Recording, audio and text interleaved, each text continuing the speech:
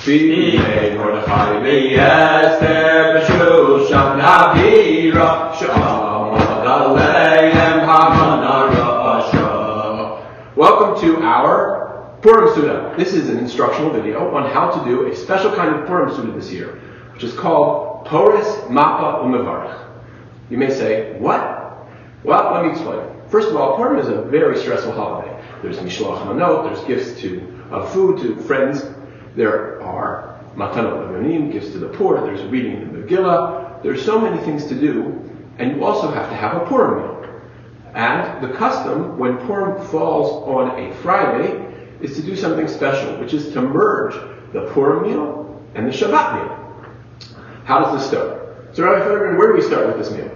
So, Friday afternoon, a little bit before Shabbos. Around 4:30 maybe? 4:30. So we start to have our Purim meal. We begin with our Purim meal. I already started my Purim meal. We started our singing, and we enjoy the Purim meal.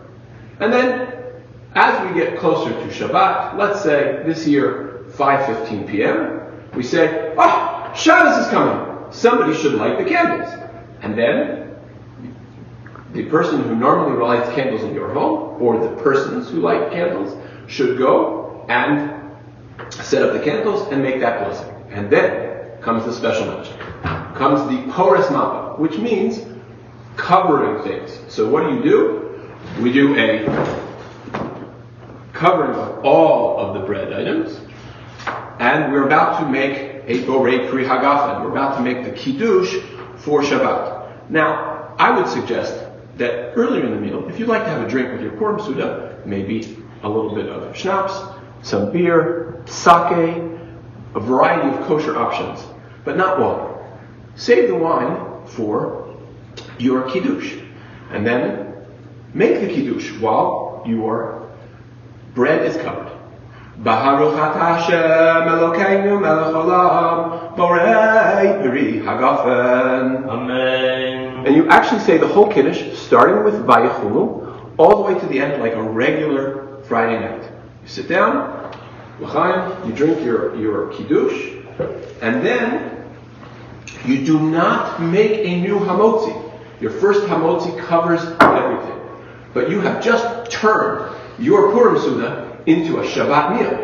Well, now that it's Shabbat, Rabbi Federman, what should we do next? Now we have to pray and say the Kabbalat Shabbat.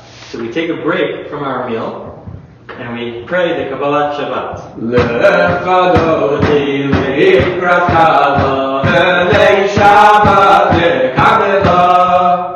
After you finish your Kabbalat Shabbat, please go back, have your next course, enjoy a little more, have dessert, and after dessert, don't forget, what do you need to say?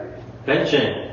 And Ma'ariv. You have to both say your Birkat HaMazon. Now, this brings up an interesting question. In your Birkat HaMazon, do you only treat the meal as a Shabbat meal, or do you treat it as Shabbat and Purim together? So this is an interesting scenario where it's both a Purim meal and the Shabbat meal. Even though Purim is on Friday, we started the meal on a Friday, it continues into Shabbat, so we say both of the Al Nisim, the special insertion for Purim, and what we insert for Shabbat, the Ritzei, we add both of them in Birkat HaMazon.